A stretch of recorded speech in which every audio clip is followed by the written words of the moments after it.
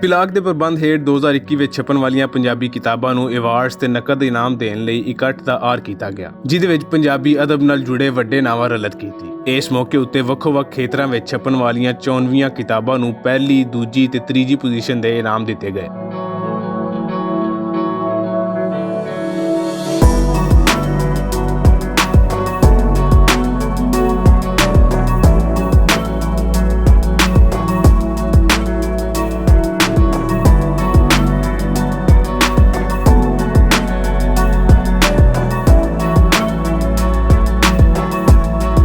ਉਚੇਚੇ ਰਲਤੀਆਂ ਗੱਲਬਾਤ ਕਰਦਿਆਂ ਆਖਿਆ ਕਿ ਪਿਲਾਕ ਅਵਾਰਡਸ ਦਾ ਇਹ ਸਿਲਸਿਲਾ ਨਵੀਂ ਨਸਲ ਨੂੰ ਪੰਜਾਬੀ ਕਿਤਾਬ ਲਿਖਣ ਵੱਲ ਰਾਗਿਬ ਕਰਨ ਦੇ ਨਾਲ-ਨਾਲ ਪੰਜਾਬੀ ਅਦਬ ਦੇ ਵਧਾਅ ਲਈ ਵੀ ਵੱਡਾ ਕਿਰਦਾਰ ਅਦਾ ਕਰੇਗਾ।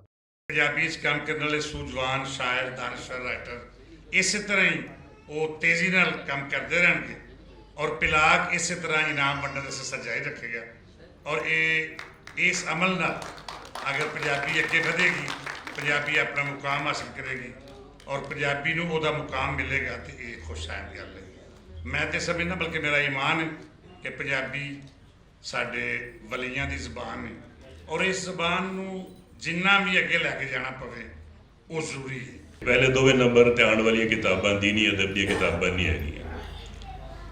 ਇਹਦਾ ਮਤਲਬ ਹੈ ਕਿ ਸਾਡੇ ਸ਼ਾਇਰਾਂ ਨੇ ਆਪਣੀ ਜੱਜਮੈਂਟ ਵਿੱਚ ਸਿਰਫ ਸ਼ਾਇਰੀ ਨੂੰ ਵੇਖਿਆ ਹੈ, ਉਹਨਾਂ ਨੇ ਉਹਦੀ ਕਿਸੇ ਹਵਾਲੇ ਨਾਲ ਜੁੜੀ ਜੁੜਤ ਤੇ ਉਸ ਨੂੰ ਸਾਹਮਣੇ ਨਹੀਂ ਰੱਖਿਆ।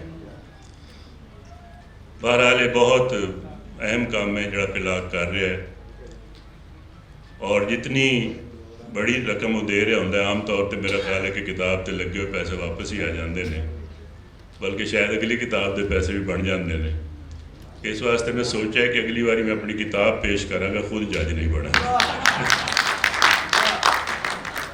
खैर बड़ी मुहब्बत है जनाब पिलाक दी और सुगरा दी कि वो ये काम मैनू देंदी और मैं बड़े शौक नाल करना और शायरी मेरा चूँकि पैशन भी है।